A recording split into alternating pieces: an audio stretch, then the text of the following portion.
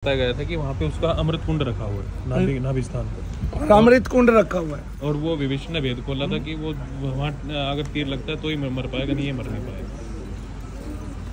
ये माया है यहाँ, ये जो नाभि मंडल है ये क्या है? माया है। इसलिए आप माया से जुड़े रहते हो, प्रकृति से जुड़े रहते हो, क्योंकि नाभि मंडल सीधा किससे जुड़ा हुआ है? माँ से जुड़ा हुआ है। वो प्रकृति हम सबकी माँ है, ठीक है। वो भी खुश तभी होती है जब उसका परम पुरुष से मिलन होता है, ठीक है। और वहाँ इसी की जड़ से, जिसको मूलाधार कहते हैं, वहाँ से आप सीधा ऊपर के चक्रों में होते हुए चले। रावण माया से जुड़ा हुआ था, उसको अभी माया चाहिए थी, उसकी इच्छाएं नहीं मरी थी। तब उसमें काम भी था, क्रोध भी था, लोभ भी था, मोह भी था, ठीक है। बहुत सारे लोग ये कहते हैं कि रावण ने कभी सीता जी को हाथ नहीं लगाया। अरे पगला बाबू, वो शक्ति थी। जब रावण उसकी तरफ हाथ लगाने के लिए चला, एक पहले तो उसने कंधे पे उठा लिया, लेकिन विप्र रूप रखे। वहां ये चेतना याद रखे, वहां रावण क्या नहीं कर रहा था? वहां रावण दुराचारी नहीं था, वहां रावण केवल हरण करने के लिए आया था।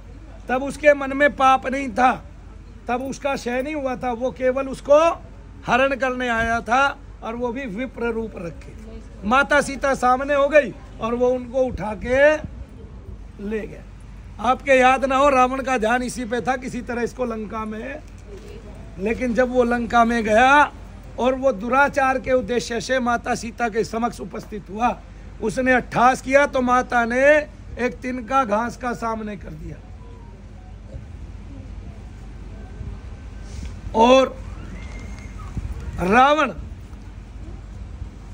का बदन जलने लगा। अब जो जो वो सीता के पास आए, त्यों तो उसके शरीर में कैसी जलन हो जाए, इतनी तीव्र जलन हो जाए जैसे संपूर्ण अग्नि वहीं पर उपस्थित। तो यही बात तो नहीं समझते। तभी रावण सीता जी को कभी छू नहीं पाया उसके बाद से, नहीं। उसने विप्र रूप रखा, उस विप्र रूप का इस प्रकृति ने भी स्वागत किया। मतलब जो लोग विप्र रूप में आ जाते हैं, किस रूप में आ जाते हैं? संत रूप में आ जाते हैं। उनको अपना संतत्व कभी त्यागना नहीं चाहिए, वरना तो ये प्रकृति ऐसा विपरीत रूप धारण कर लेती है कि वो अग्नि में जल जल मरता है। उसका कोटि कोटि सहस्रों वर्षों तक उद्धार नहीं होता है, और वो प्रेत बना घूमता है। उसी को ब्रह्म राक्षस बोलते हैं। ऐसा ही ब्राह्मण के साथ होता है, क्योंकि वो छद्म रूप रखता है ना। रावण ने ब्राह्मण का तो रूप रखा, वही वस्त्र पहने किसके? वही साधु संत और ब्राह्मण एक ही है, क्योंकि वे ब्रह्म की उपासना करने निकलते हैं, इसलिए सब ब्राह्मण हो जाते हैं। विप्र हो जाते हैं, बुद्धि तत्व का इस्तेमाल करते हैं। लेकिन रावण की बुद्धि कहाँ तक चलती थी? इसलिए रावण पूरा माया से आवृत था, इसलिए माया का फूटना जरूरी था, उस केंद्र का टूटना जरूरी था। तब शक्ति उसकी ऊपर जाके शिव से मिलती और उसका मिलन हुआ। वो भगवान राम के हृदय में समा है ना। इसलिए रावण को मायावी भी कहा जाता था। जिसके पास ज्यादा माया होगी उसे ही तो मायावी कहा जाता है। आज भी ऐसे मायावी रावण है, कभी तुम ये सोचो उसी समय थे, नहीं समझ में आ रहा। तो इसलिए रावण को लोग बुद्धिमान मानते, चारों वेदों का ज्ञाता मानते हैं। इसका मतलब क्या है कि रावण ने जब भी जो भी पढ़ा वो केवल माया को और प्रकृति को हासिल करने के लिए पढ़ा, और सिद्धि और शक्ति के लिए पढ़ा, और वो ब्रह्म की महिमा नहीं समझ पाया, वो भगवान की महिमा नहीं समझ पाया। आप देखिए रावण को और भगवान हनुमान जी को लीजिए। हनुमान जी ने विप्र रूप रख के भगवान को पहचान लिया। रावण ने पहचाना क्या? रावण ने भगवान को नहीं पहचाना। ऐसी विद्या किस काम की, ऐसी शक्ति किस काम की? आज भी बहुत सारे लोग भगवान को और भगवान के भक्तों को नहीं पहचानते हैं। तब वो ऐसी शक्ति, और बहुतों के पास पैसों का बल भी होता है, किस काम की भाई?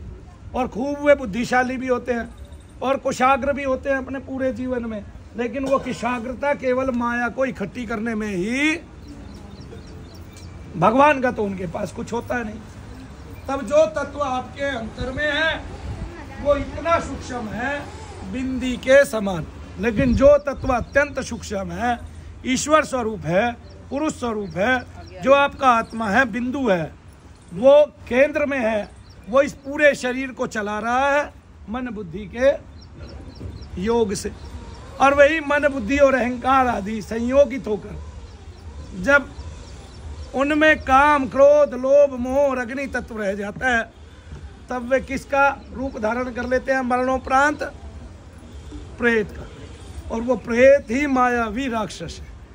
तब वो शरीर में बिंदु मात्र होके घूमता है, काला होके घूमता है, और वो एक टाइम में आके शरीर के अंदर अपना बहुत बड़ा स्वरूप धारण कर लेता है।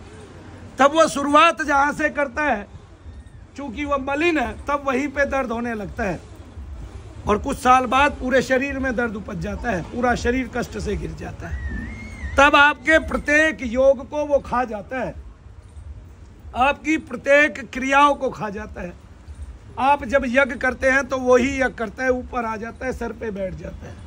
आप जब भक्ति करते हैं तो वही भक्ति करता है, और वो कई बार भक्ति करता भी है, और कई बार जब आप भक्ति करते हैं आपके सिर को पकड़ के बैठ जाता है, और आपको 2 मिनट तक नहीं बैठने देता। ऐसा किस किस के साथ होता है? हाथ उठाए। तब हमारी जब भक्ति ही नहीं होगी तब लगेगी क्या? इसलिए इस राक्षस को निकालना जरूरी है। जितने भी महात्मा सोए पड़े हैं और वो ये सोचते हैं हमें अपना कल्याण करना है, वो ये देख लें कि भारत में हिंदुओं की संख्या 140 करोड़ है, ये भी अपना कल्याण चाहती है। और इसलिए तुम गुरु दीक्षा देते हो ताकि नीचे का वर्ग जो है वो अपना कल्याण कर पाए। लेकिन इस विषय में मैंने एक ही ईश्वर के स्वरूप को पारंगत पाया है, जो आते ही सीधा ये काम करने लगा कि शरीरों से शैतानों को निकालने लगा। उसने कहा मैं ईश्वर का पुत्र हूँ, और उसको ईसा कहा गया, और बाद में उसको जीसस क्राइस्ट बोल दिया गया, और वो आज 200 देशों के भगवान हैं। क्या है? क्यों? क्योंकि उन्होंने उसकी नेक राह दिखाई लोगों को। उसने कहा भाई तुम दवार ही नहीं खटखटाते उसका, तुम उसको पुकारते नहीं, वो तुम्हारी पुकार सुनेगा। तुम उसका दरवाजा खटखटाओगे तो वो द्वार खोलेगा तब। लेकिन कब खटखटाओगे? जब इससे बाहर आ जाओगे। जो राक्षस शरीर में है, भिन्न भिन्न रूप रखता है, मायावी है, छद में है, छलावा करता है, और हमें भक्ति नहीं करने देता, और उसके लिए राम नाम के बीज को उसको मारना ही पड़ेगा। राम नाम का तीर उसके जब हृदय में लगेगा, उसके नाभि मंडल पर लगेगा, तब माया छिन्न भिन्न हो जाएगी, उसकी प्रकृति छिन्न भिन्न हो जाएगी, उसकी शक्तियां छिन जाएंगी, और वो भगवान से मिलन कर ले। तब उसको भी वो स्वरूप चाहिए। इस तरह से भगवान ने कहा जो प्रेत को पूजने वाला है वो प्रेताधिक योनियों में ही जाएगा, जो पितरों को पूजने वाला है वो पितराधिक योनियों में चला जाएगा, लेकिन जो देवताओं को पूजने वाला है उसको देवता मिलेंगे, और जो ब्रह्म की उपासना करने वाला है वो ब्रह्म में चला जाएगा। और जो अर्जुन मेरी उपासना करेगा, कृष्ण की उपासना करेगा, उस विराट स्वरूप की उपासना करेगा, वो उसी में समा जाएगा। और फिर भगवान अपनी प्रकृति बताते हैं। हमारा जैसा साहित्य तो दुनिया में किसी के पास नहीं है।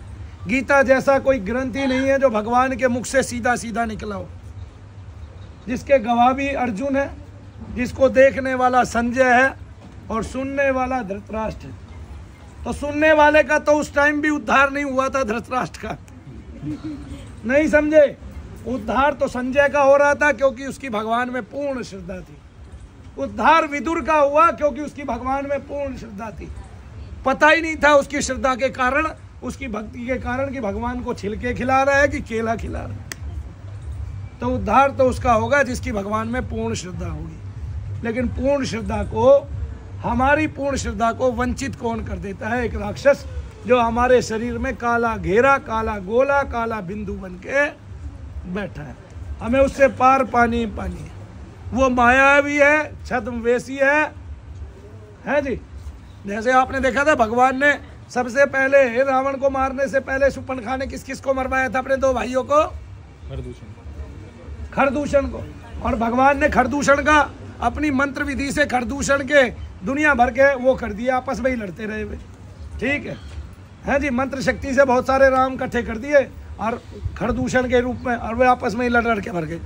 ऐसे ही हुआ था ना, मोहिनी अस्त्र चला दिया है जी। तो ऐसा हुआ। देखिए इस तरह से हमें क्या करना है, अपनी प्रकृति को सुधारना है, अपनी शक्ति को केंद्रित करना है। भगवान हर समय हमारा, रुद्र हर समय हमारा विनाश कर रहे होते हैं, विष्णु हर समय हमारा विकास कर रहे होते हैं, और ब्रह्मा हर समय हमारा पालन कर रहे होते। ये तीनों क्रियाएं प्रकृति की हमेशा चलती रहती है इस प्रकृति पर। अब सूर्य आपने देखा है, सूर्य जहाँ से आवाज़ उत्पन्न होती है वहाँ कई बार पता नहीं चलता कान लगाने के बाद, क्योंकि आवाज़ दूरी पर ठीक सुनाई देती है, और जब वहाँ जाते हैं पास में ख़त्म हो जाती है। इसलिए जब तक बिंदु दर्शन नहीं होता तब तक आपको नाद सुनाई देता है। कौन कौन नाद सुनता है बताइए? शरीर के अंदर 6 चक्र चलते हैं, 6 चक्र चलते हैं, उसका एक नाद शरीर में उत्पन्न होता है। जो ही आप एकांत में जाते हैं और डबल बंद कमरे में बंद हो जाते हैं तो ही वो नाद आपको सुनाई देने लगता है। वो नाद मन का त्राण करता है, वो परा पश्यंती आदि है, और वो सुषुम्ना युक्त होता है। उसी को आप अजपा जप बोलते हैं कि मेरा अजपा जप वहीं चलता है। उसी में आपके मंत्र का लय होता है और अंततः आप बिंदु को पा जाते हैं। लेकिन नाद रहते रहते भी कभी कभी बिंदु का दर्शन होता है, ऐसा कभी नहीं होता, क्योंकि बिंदु का तेज हमेशा निसृत रहता है आपके शरीर में। जब आप आंखें बंद करते हैं, मध्य आकाश में देखते हैं, तब वो कुछ ना कुछ तेज छिटकता रहता है, और उसको देखते देखते तब बहुत सारे कण जैसे बादलों में से चमक आती है ऐसे आते हैं। वरना तो पहले प्रकाश आता है और फिर क्या आता है, फिर ज्योति आती है, और आप उस ज्योति में समा, तब निर्गुण और सगुण धारा दोनों ही आपको मिल जाती है। इसलिए जो निर्गुण है वो कुछ सगुण भी है, ठीक है, और जो सगुण है वो कुछ निर्गुण भी है, क्योंकि जब वो सगुणता को धारण करता है बाद में शांत हो जाने पर मन और प्राण के, तब वो निर्गुणता को अपने आप प्राप्त कर लेता। अगर साकार ना होता तो कोई निराकार की हस्ती ही नहीं बता पाता, समझा पाता। इसलिए ईश्वर प्रकृतिस्थ होकर, प्रकृति में स्थित होकर आपको साकार स्वरूप देकर अपनी महिमा करा रहा है, और उसकी महिमा कोई गा नहीं सकता। उसको नेति नेति कहते हैं, क्योंकि उसने जितने स्वरूप रच रखे हैं सबके मन के संकल्प अलग हैं, और सबके मन के जो है वे सबके संकल्प अलग हैं, सबके मन की रुचियां अलग हैं। किसी को बैंगन की सब्जी अच्छी लगती है, किसी को मटर पनीर अच्छा लगता है। जब तक हम प्रकृति में हैं तब तक हमारा मन इस प्रकृति को देखता है। जो ही हम ईश्वर में जाते हैं तब वो ईश्वर को देखता है, तब मन शांत हो जाता है।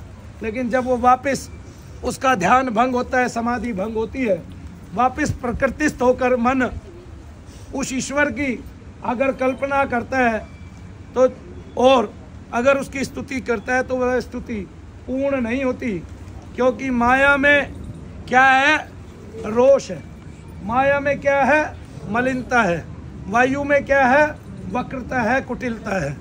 तब उस वायु के संसर्ग से मन का, प्रकृति के संसर्ग से मन वह विषय इतने अच्छे से कभी कह नहीं पाता। इसलिए हमारे सारे ग्रंथ अपूर्ण रह जाते हैं, क्योंकि सबके मन की प्रकृति अलग अलग है।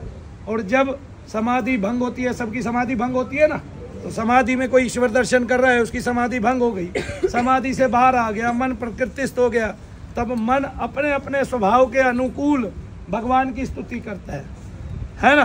तो किसी का स्वभाव कैसा है, किसी का स्वभाव कैसा है। एक इसी लड़की की अगर स्तुति करनी हो तो मैं कई प्रकार से स्तुति कर सकता हूँ। एक, ये सांवली लड़की है, इसके बाल तनिक बड़े हैं जी, ये काली माता की तरह दिखाई देती है। कौन है? अरे बाप रे, मैं तो वैसे काली हूँ। इसकी छोटी जीभ है, इसके चौकोर नैन है, ऐसा, ठीक है। और कोई कहेगा यहाँ से शुरू करेगा, हैं जी, कोई यहाँ से शुरू करेगा कि इसकी बिल्ली जैसी गर्दन है, ठीक है जी। कौवे जैसे कान है, कौवे के कान होते हैं, किसने देखे हैं? देखे नहीं होते होंगे, तभी तो सुनता है, बिना कान के कैसे सुन लेगा? नहीं सुनता कौवा? सुनता है, कान है तभी तो सुनता कान है तभी तो सुनता है। चलो इसके हिरनी जैसे कान है, इसकी बत्तख जैसी नाक है। आदमी एक ही है, उसका स्वभाव का परिचय अलग अलग तरीके से दिया जा सकता है। कोई वहाँ स्वरूप इकट्ठा करेगा, कोई कुछ करेगा, कोई कुछ करेगा। अलग अलग शब्द इस्तेमाल किए जा सकते हैं। कोई इसी स्वरूप को गेहुआ रंग कहेगा, कोई कुछ कहेगा, कोई। ये मन का स्वभाव है। इसलिए जितनी सत्ताएं, जितना मन और बुद्धि उस ईश्वर की स्तुति करते हैं, वो सब छोटा पड़ जाता है। और जो छोटा ही पड़ गया, तब इसलिए वेद भी कहते हैं, नेति नेति वेदों में भी लिखा हुआ है। इसका मतलब उसका कोई वर्णन किया ही नहीं जा सकता, पूर्ण का पूर्ण वर्णन हो नहीं सकता। लेकिन इस छोटे से चंचुपुट से पक्षी की समान जिह्वा से हम ची ची करके फिर भी भगवान की बहुत सारी स्तुतियां कर लेते हैं, और वो इन पर ही रीझ जाता है। इसलिए वो भोला है, भोलेनाथ है। इसलिए हम कहते हैं, बोलिए भोले बाबा की जय, भोलेनाथ की जय, शंकर सदाशिव की जय, चंद्रशेखर की जय, जय बजरंगबली, रुद्रदेव भगवान की जय, शंकर भगवान की जय, आशुतोष महाराज की जय, सर्वेश्वर देव भगवान की जय, बगलामुखी माता की जय, शनिदेव महाराज की जय, कमला देवी की जय। ये कमला देवी मेरी बुआ नहीं है, कमला माता है, माता लक्ष्मी है। जय शनिदेव। मैं थोड़ी सी चाय पी लूं भाई, फिर ये शुरू करो।